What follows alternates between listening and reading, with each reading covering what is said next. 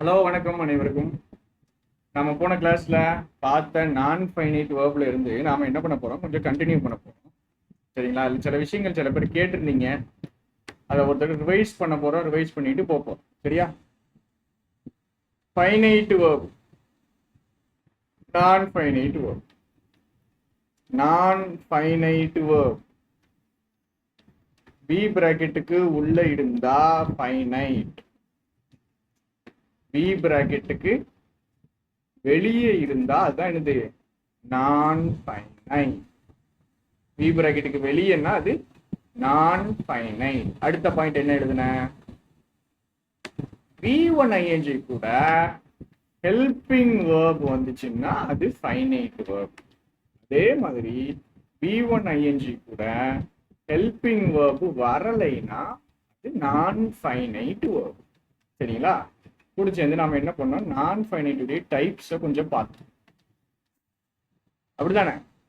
நான் ஃபைனைட் வேர்புடைய types first V1 ing,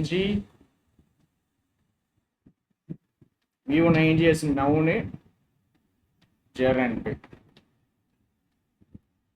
அப்புறம் V1 ing as adjective. இது வந்து என்னது அப்படின்னா நம்மளுடைய present participle. V1 ing as adjective. இது ரெண்டுமே எல்லாருக்கும் கொஞ்சம் தெளிவாயிருக்கும்னு நினைக்கிறேன். மீதி ரெண்டு ஒருத்தர் டவுட் கேட்டிருந்தாரு. ஸோ அவருக்காக நான் என்ன பண்றேன்னு திரும்பி கொஞ்சம் எக்ஸ்பிளைன் பண்றேன். திரும்பி இந்த கிளாஸ் கேட்டால் ஒன்றும் தப்பு இல்லை, உங்களுக்கு கொஞ்சம் நல்லா புரியும். சரியா? ஸோ V3s அட்ஜெக்டிவ்னா பாஸ்ட் பார்ட்டிசிபிள், அப்புறம் 2 + V1 அதுடைய பேரு இன்ஃபினிட்டிவ். இன்ஃபினிட்டிவ். சரியா? இன்ஃபினிட்டிவ். present பார்ட்டிசிபிளுக்கும் பாஸ்ட் பார்ட்டிசிபிளுக்கும் என்ன வித்தியாசம்? V1 ing as adjectiveனா present participle, V3s adjectiveனா past participle. பழைய கிளாஸ் எல்லாம் பார்த்துட்டு வந்துருங்க. சரியா? V1 ing ஹெல்பிங் வேர்போட வந்தா ஃபைனைட் வேர்ப், ஹெல்பிங் வேர்ப் இல்லாம வந்தா அது நான் ஃபைனைட் வேர்ப். இப்போ V3s adjective கொஞ்சம் பேர் டவுட் கேட்டிருந்தீங்க. ஸோ அதை என்ன பண்ணுவோம் பார்ப்போம். Has eaten the apple. He has eaten the apple. He threw the eaten apple. அதே எக்ஸாம்பிள் எழுதுறேன், நம்மளுக்கு ஈஸியா இருக்கும் அப்படிங்கிறதுக்காக. He threw the eaten apple. Has eaten verb. Has eaten verb. Finite verb. V bracket குள்ள இருக்கு. இங்க throughங்கிறது verb, finite verb V bracket குள்ள இருக்கு. சரியா? இந்த V bracketக்கு உள்ள. ஈட்டன்ங்கிறது V bracketக்கு வெளியே, அப்ப இது நான் ஃபைனைட் வேர்ப். ஈட்டன்ங்கிறது V bracketக்கு வெளியே. ஸோ இது என்னது, நான் ஃபைனைட் வேர்ப். நான் ஃபைனைட் வேர்ப் V bracketக்கு வெளியே இருக்கிறது. இது ஃபைனைட், இது ஃபைனைட், இது நான் ஃபைனைட். சரி, எப்படிப்பட்ட ஆப்பிள்? Eaten apple. அப்போ V3 ஈட்டன்ங்கிறது V3 நான் ஃபைனைட் வேர்ப்ல அட்ஜெக்டிவா வந்து நவுன். இது நவுன், நவுனை பத்தி சொல்லுது. எப்படிப்பட்ட ஆப்பிள்? ஈட்டன் ஆப்பிள்னு. ஈட்டன்ங்கிற வார்த்தை நவுனை பத்தி சொல்லுது. இந்த V3 நவுனை பத்தி சொல்லுது அப்படின்னா V3 அட்ஜெக்டிவா வந்திருக்கு. இதுடைய பேர் தான் பாஸ்ட் பார்ட்டிசிபிள். அப்ப V3 அட்ஜெக்டிவா வந்துச்சுன்னா பேரு பாஸ்ட் பார்ட்டிசிபிள். சரியா?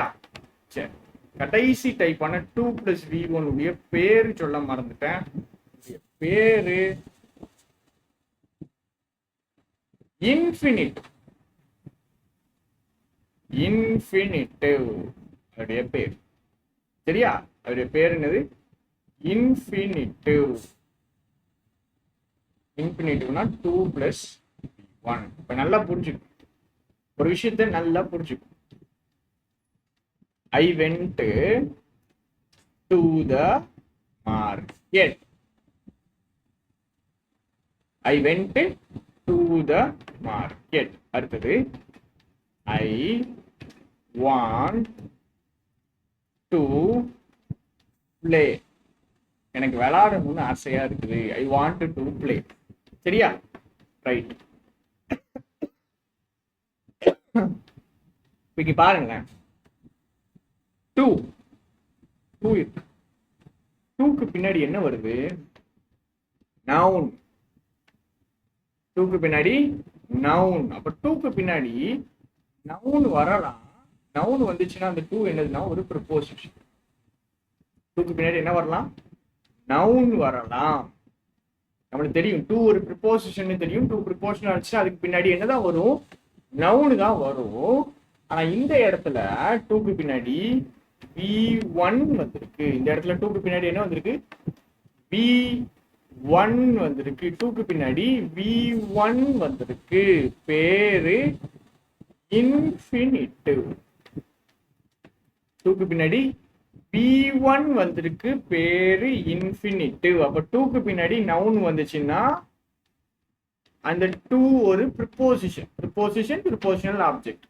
டூக்கு பின்னாடி அப்ப நவுனும் வரலாம். இல்லைன்னா டூக்கு பின்னாடி V1 வரலாம். அதுக்கு பேரு இன்ஃபினிட்டிவ். இது ஒரு டைப் ஆஃப் நான் ஃபைனைட் வெர்ப். ஏன் திரும்பி திரும்பி எடுக்கிறேன்ட்டு நினைக்காதீங்க. இந்த விஷயம் ரொம்ப ரொம்ப ரொம்ப முக்கியம்.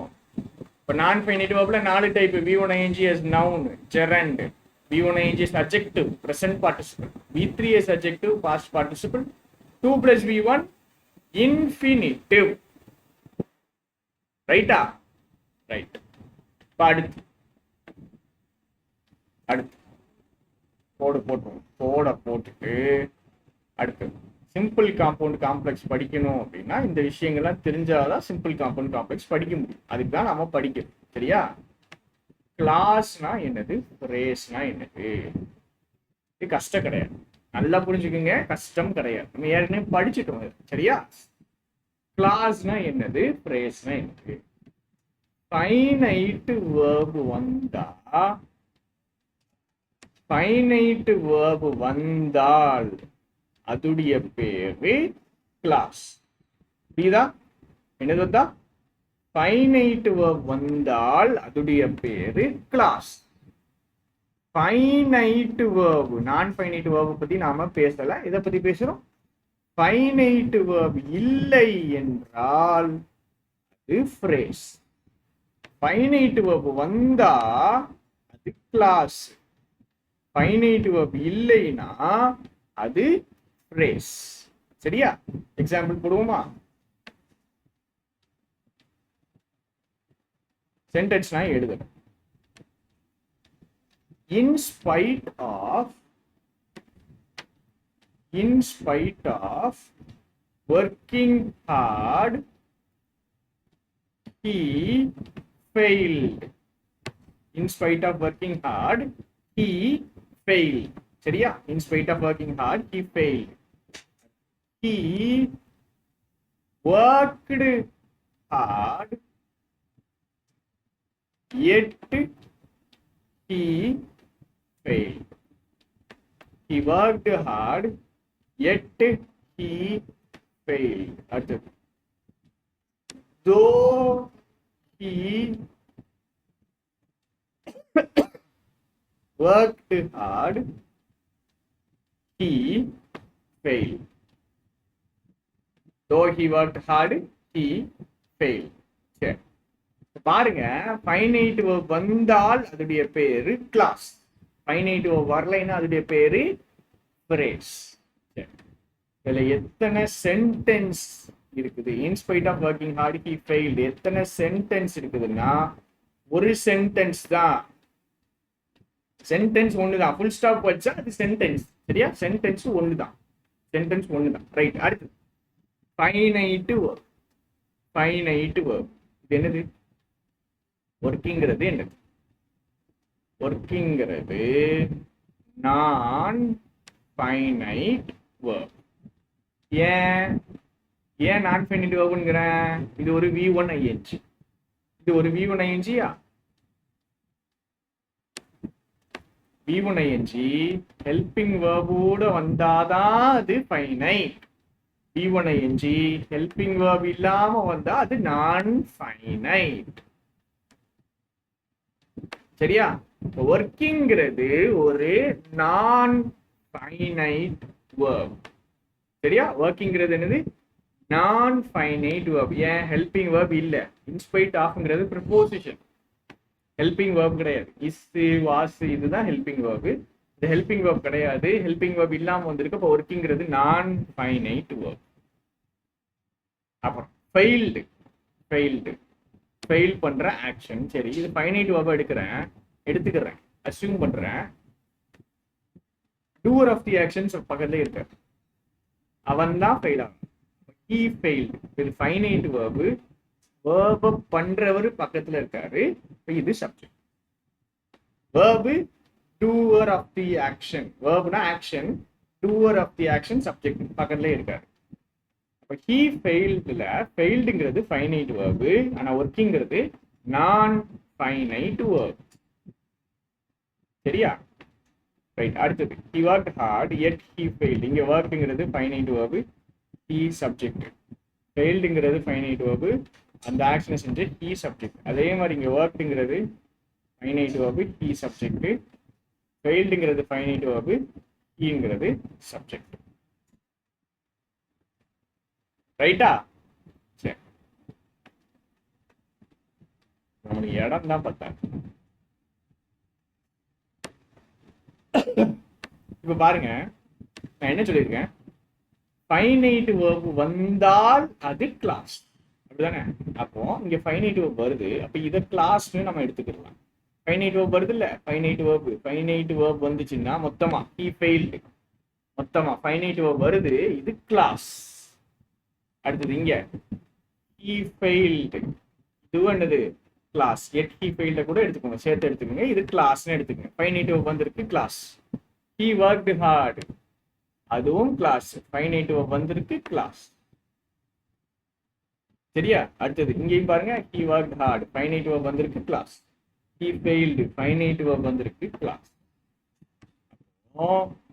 ஃபைனைட் verb வந்த ஏரியா எல்லாமே என்னது? கிளாஸ். இங்க ஃபைனைட் verb இல்லை. நல்லா புரிஞ்சுக்கோங்க, நான் ஃபைனைட் verb தான் இருக்குது, ஃபைனைட் verb இல்ல. இது நான் ஃபைனைட் verb, இந்த ஒர்க்கிங்கிறது non finite verb, finite verb இல்ல. இன்ஸ்பைட் ஆஃப் ஒர்க்கிங் ஹார்டுங்கிறது ஒரு ஃப்ரேஸ். he failed அப்படிங்கிறது கிளாஸ். இன்ஸ்பைட் ஆஃப் ஒர்க்கிங் ஹார்டுங்கிறது ஃப்ரேஸ், he failedங்கிறது கிளாஸ். சரியா? ஃபைனைட் verb இல்லைன்னா ஃப்ரேஸ், ஃபைனைட் verb இருந்தா class. he worked hard, finite verb இருக்குது, class. he failed yet he failed, finite verb இருக்குது, இதுவும் கிளாஸ். அப்ப இங்க பாருங்க, in spite of working hard he failed, இதுல ஒரு ஃப்ரேஸ், ஒரு class. In spite of working hard he failedல ஒரு ஃப்ரேஸ் இருக்குது, ஒரு கிளாஸ் இருக்குது. சரியா? ஒரு ஃப்ரேஸ் இருக்குது, ஒரு கிளாஸ் இருக்குது. இதுல ரெண்டு கிளாஸ் இருக்குது, ரெண்டு ஃபைனைட் verb இருக்கா, ரெண்டு ஃபைனைட் verb இருக்கா. இது ஒரு ஃபைனைட் verb, இங்க ஒரு ஃபைனைட் verb, ரெண்டு ஃபைனைட் verb, ஸோ ரெண்டு கிளாஸ். மேல ஒரு ஃபைனைட் verb, ஒரு கிளாஸ். இது ஒரு கிளாஸ், ஒரு ஃபைனைட் verb, ஒரு கிளாஸ். இது ஃப்ரேஸ். சரியா? ஒரு ஃப்ரேஸ், ஒரு class. In spite of working hard he failedல ஒரு ஃப்ரேஸ், ஒரு class. he worked hard yet he failedல ரெண்டு ஃபைனைட் verb, ரெண்டு class. though he worked hard he failedல ரெண்டு class. he worked hard, though he worked hard ஒரு கிளாஸ், he failed ஒரு கிளாஸ். அப்ப ரெண்டு.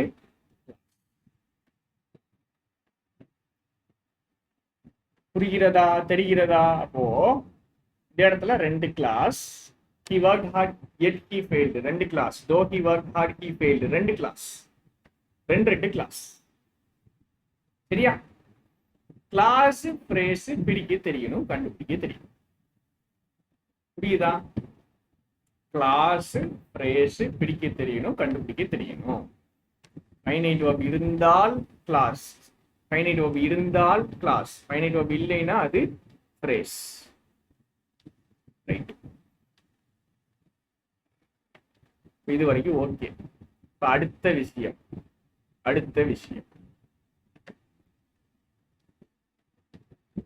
இருக்கா எழுதுறதுக்கு? அடுத்த விஷயம் ஃபைனைட் வெர்ப் இருந்தாலும் கிளாஸ், இல்லைன்னா ஃப்ரேஸ் சொல்லிட்டு அடுத்தது மெயின் கிளாஸ் வித்தைக்கு வர போறோம். சரிங்களா? இதுக்கப்புறம் பாருங்க சடார்னு புரியும். அது கான்செப்டா படிக்கிறோம், நல்லா புரிஞ்சுக்கணும். Main class, subordinate clause. Main கிளாஸ்னு ஒன்று இருக்கு, சப்பார்டினேட் கிளாஸ்ன்னு ஒன்று இருக்கு. கிளாஸ்னா என்னன்னு படிச்சுட்டோம். ஃபைனைட் வெர்ப் இருந்தாதான் கிளாஸ். இது கிளாஸ் உடைய டைப்ஸ். பயப்படாதீங்க, ஈஸியா தான் இருக்கும், செம்ம அழகா இருக்கும் முடியும் போது. சரியா? இப்போ அப்படியே பில்டிங் கட்டிட்டே இருக்கும், முடியும் போது சூப்பரா இருக்கும். So main class, subordinate class, class உடைய டைப்ஸ். இன்னொரு பேர் இருக்குது, புக்கில் நீங்க பாத்தீங்கன்னா இந்த பேர் தான் இருக்கும். Dependent clause, independent clause. Sorry, main clause தான் இண்டிபெண்டன்ட் கிளாஸ், சப்பார்டினேட் கிளாஸ் வந்துட்டு டிபெண்டன்ட் கிளாஸ். மெயின் கிளாஸ்னா இண்டிபெண்டன்ட், தனித்துவமா இயங்கக்கூடியது. சப்பார்டினேட் கிளாஸ்னா டிபெண்டன்ட் கிளாஸ். சரியா? இப்ப எப்படி கண்டுபிடிக்கிறது? மெயின் கிளாஸ், டிபெண்டன்ட் கிளாஸ், அது எது? சப்பார்டினேட் கிளாஸ் இல்ல இண்டிபெண்டன்ட்? மெயின் கிளாஸ் இல்ல இண்டிபெண்டன்ட் கிளாஸ், மாத்தி சொல்ற மாதிரி. மெயின் கிளாஸ்னா இண்டிபெண்டன்ட் கிளாஸ், சப்பார்டினேட் கிளாஸ்னா டிபெண்டன்ட் கிளாஸ். எப்படி கண்டுபிடிக்கிறது? சப்ஜெக்ட்ல ஸ்டார்ட் ஆனா அது மெயின் கிளாஸ். சரியா? சப்ஜெக்ட்ல ஸ்டார்ட் ஆனா அது மெயின் கிளாஸ். கன்ஜங்ஷன்ல ஸ்டார்ட் ஆனா அது சப்பார்டினேட் கிளாஸ். சப்ஜெக்ட்ல ஆரம்பிச்சா அது மெயின் கிளாஸ், கன்ஜங்ஷன்ல ஆரம்பிச்சா அது சப்பார்டினேட் கிளாஸ். சரியா? சப்ஜெக்ட்ல ஆரம்பிச்சா மெயின் கிளாஸ், கன்ஜங்ஷன்ல ஆரம்பிச்சா சப்பார்டினேட் கிளாஸ். அடுத்த பாயிண்ட், இந்த பாயிண்ட் சேர்த்து படிச்சிருக்கோம். முடிஞ்சு. ஃபேன் பாய்ஸ் இருக்கா? ஃபேன் பாய்ஸ்ங்கிற வார்த்தை இருக்கா? ஃபேன் பாய்ஸ் என்னது? For, and, nor, but, or, yet, so.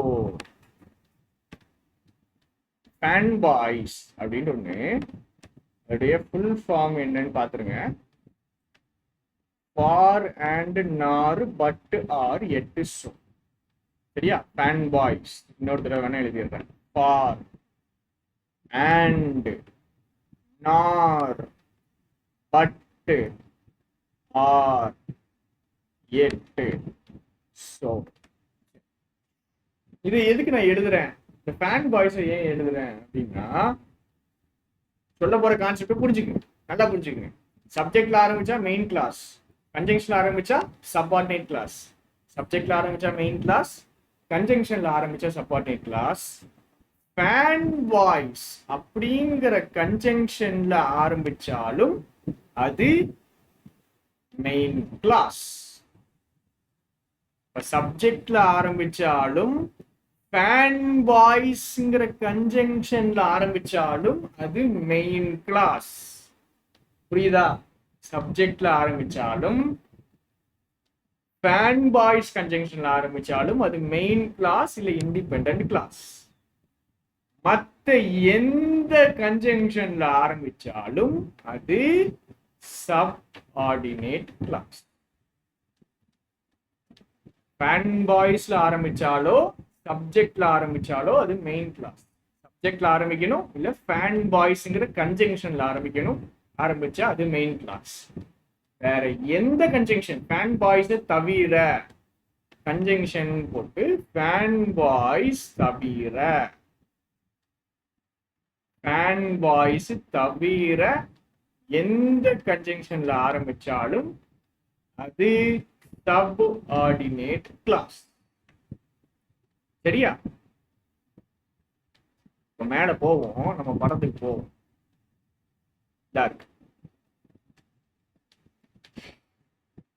சப்ஜெக்ட்ல ஆரம்பிச்சா மெயின் கிளாஸ், ஃபேன் பாய்ஸ்ங்கிற கன்ஜங்ஷன்ல ஆரம்பிச்சா மெயின் கிளாஸ், இல்லைன்னா subordinate class. He worked hard சப்ஜெக்ட்ல ஆரம்பிச்சிருக்கு, ஹி வர்க்ட் ஹார்ட்ங்கிறது ஒரு கிளாஸ் சப்ஜெக்ட்ல ஆரம்பிச்சிருக்கு, அப்ப இது ஒரு main clause. Main clause he worked ஹார்ட்ங்கிறது மெயின் கிளாஸ். அடுத்தது yet he failed. Yet he failed சப்ஜெக்ட்ல ஆரம்பிச்சா மெயின் கிளாஸ், ஃபேன் பாய்ஸ் கன்ஜங்ஷன்ல ஆரம்பிச்சா மெயின் கிளாஸ், இல்லைன்னா சப்ஆர்டினேட் கிளாஸ் தானே. எதில் ஆரம்பிச்சிருக்கு? FANBOYS for and nor but or yet so இருக்குதான்னு பார்ப்போமா? For and nor but or yet, yet இருக்குது, எட்டு சோ எட்டு இருக்குது, எட்டு இருக்குது. அப்ப எட்டுங்கிற கன்ஜங்ஷன்ல ஆரம்பிச்சாலும் மெயின் கிளாஸ் தான். இப்போ சப்ஜெக்ட்ல ஆரம்பிச்சா மெயின் கிளாஸ், ஃபேன் பாய்ஸ் கன்ஜங்ஷன்ல ஆரம்பிச்சாலும் மெயின் கிளாஸ், ஃபேன் பாய்ஸ் கன்ஜங்ஷன்ல தான் எட்டு இருக்குது, ஸோ இதுவும் மெயின் கிளாஸ்.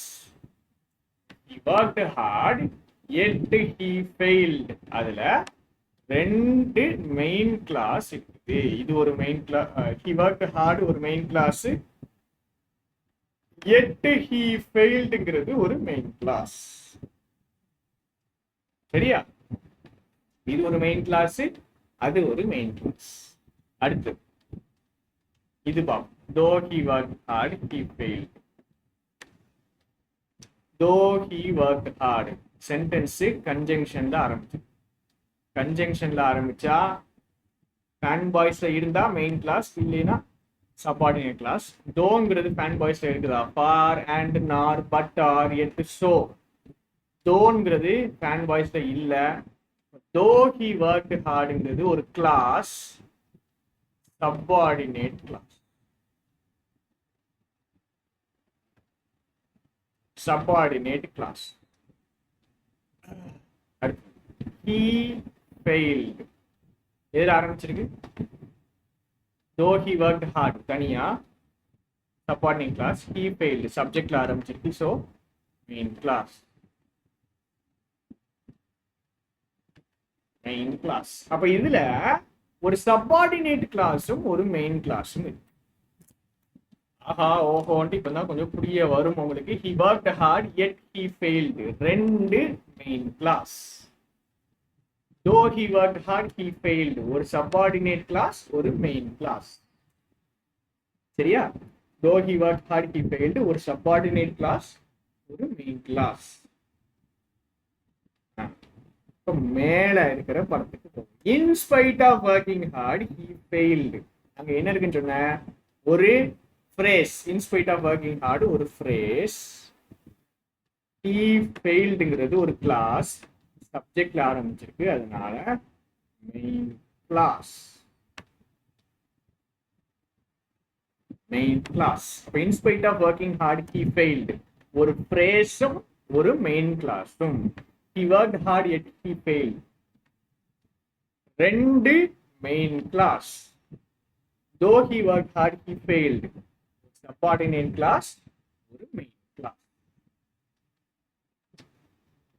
புரியும் நினைக்கிறேன். சரியா? மெயின் கிளாஸ் சப்பார்டினேட் கிளாஸ் கதை, அவ்வளவு கதையை முடிச்சுட்டு இப்போ வருவோம் நம்ம வித்தைக்கு. லட்டு மாதிரி புரியும்.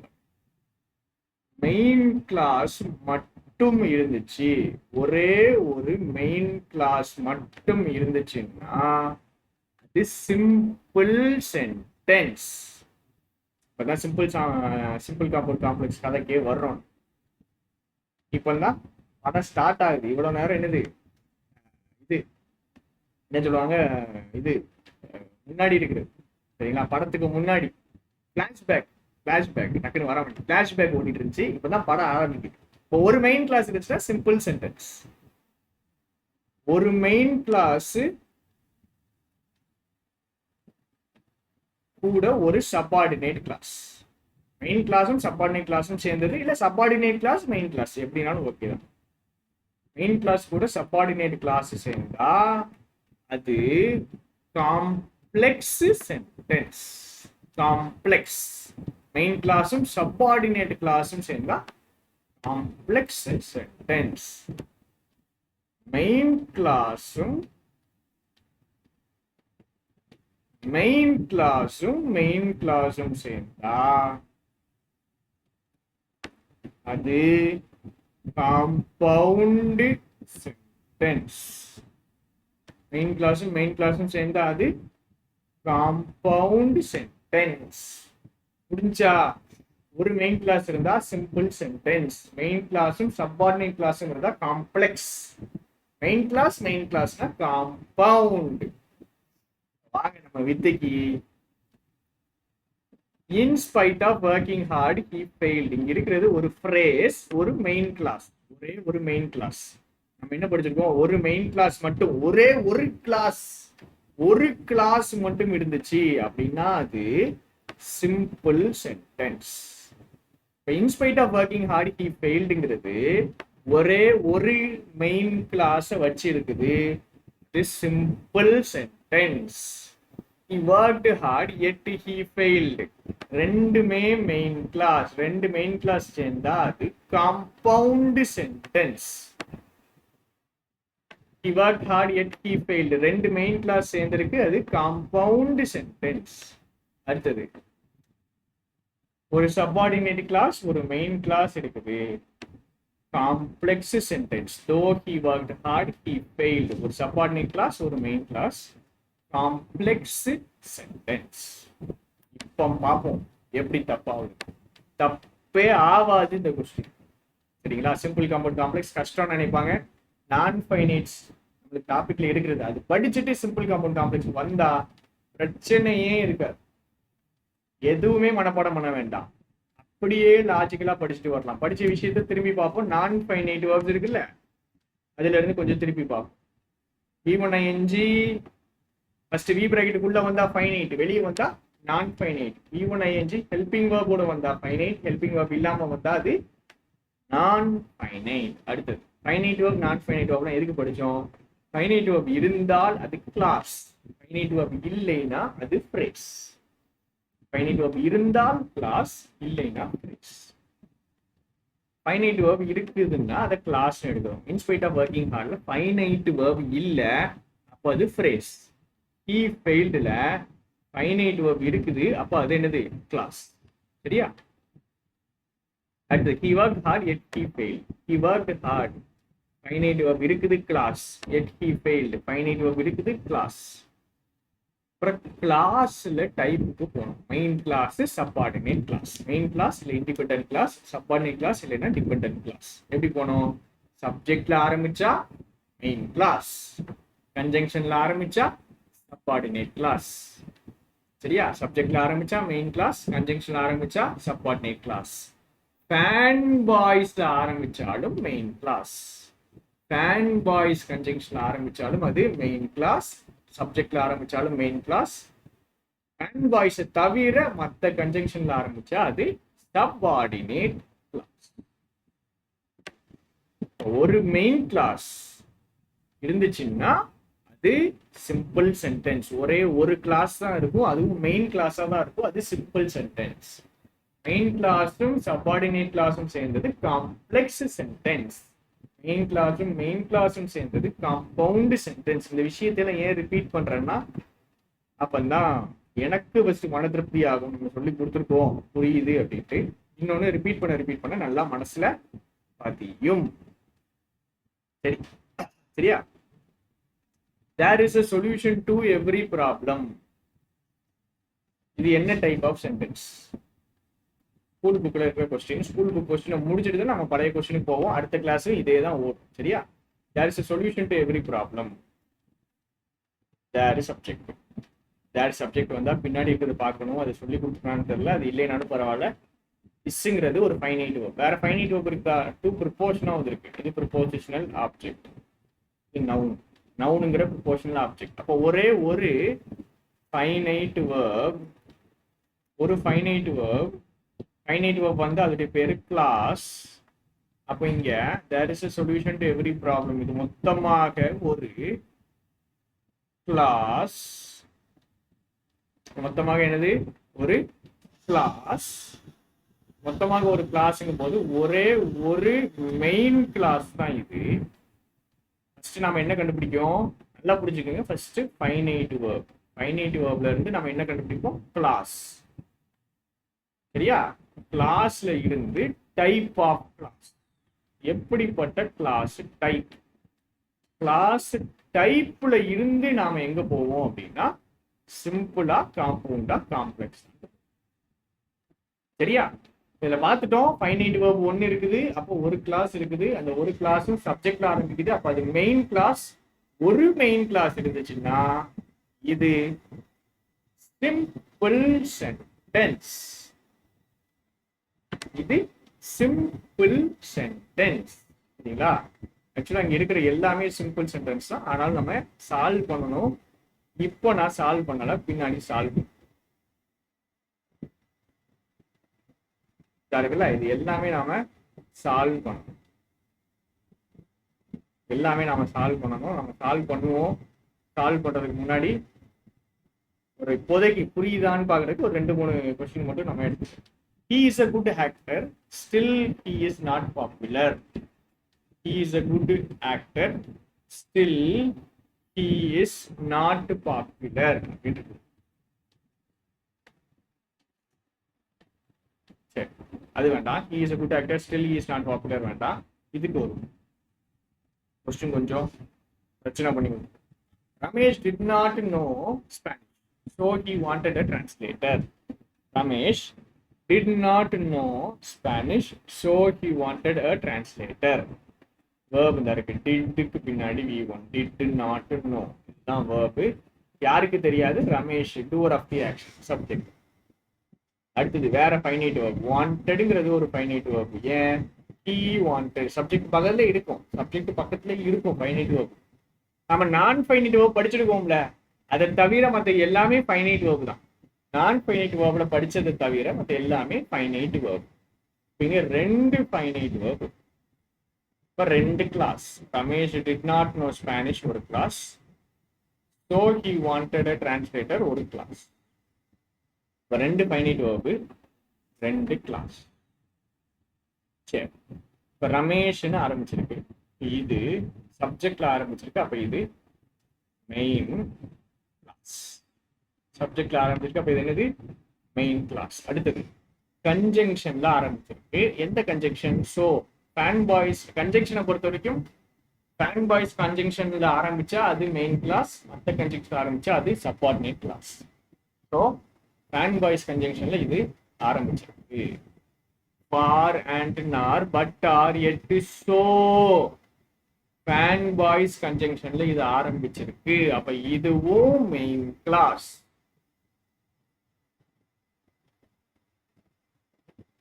Ramesh did not know Spanish, main class.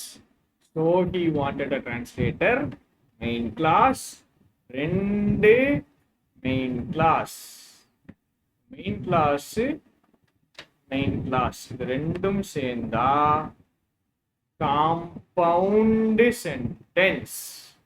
இது என்ன சென்டென்ஸ்? Compound sentence. புரியுதா? இன்னும் கொஞ்சம் எக்ஸாம்பிள்ஸ் மட்டும் போதும்.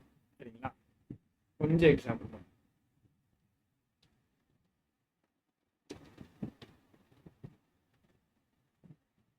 இது unless you have a valid airport you cannot leave the country. இது என்ன டைப் ஆஃப் சென்டென்ஸ் மட்டும் கண்டுபிடி. ரீரைட் பண்றதுலாம் எப்படின்னு சொல்றேன். என்ன டைப் ஆஃப் சென்டென்ஸ் மட்டும் கண்டுபிடி. You subject, have verb. The cannot leave verb is subject. அப்போ 2 finite verb வந்துட்டு இப்போ 2 கிளாஸ். சப்ஜெக்ட்ல ஆரம்பிச்சா மெயின் கிளாஸ், ஃபேன் பாய்ஸ் கன்ஜெக்ஷன்ல ஆரம்பிச்சா மெயின் கிளாஸ், இல்லைன்னா வேற கன்ஜெக்ஷன்ல ஆரம்பிச்சா subordinate clause. Unless FANBOYS கன்ஜெக்ஷன்ல இல்லை, unless you have a valid passport. அப்போ ஃபேன் பாய்ஸ் கன்ஜங்ஷன்ல இது இல்ல, அப்போ இது சப்ஆர்டினேட் கிளாஸ் இல்ல டிபெண்டன்ட் கிளாஸ். Subordinate clause. அப்புறம் இங்க you cannot leave the country, இது என்னது?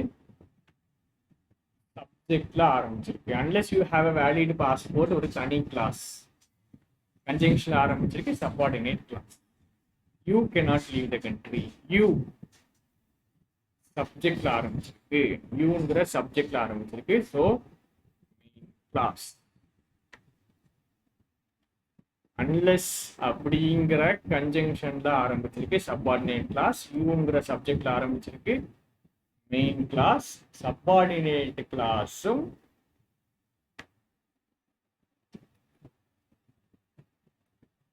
மெயின் கிளாஸும் சேர்ந்தா அது காம்ப்ளெக்ஸ் சென்டென்ஸ். ரைட்டா? அப்ப அது என்னது? Complex sentence. நம்ம இன்னொரு 2 கிளாஸ்ல 3 கிளாஸ் இதுல தான் டைம் ஸ்பெண்ட் பண்ண போறோம். ஒன்றும் பயப்படாதீங்க.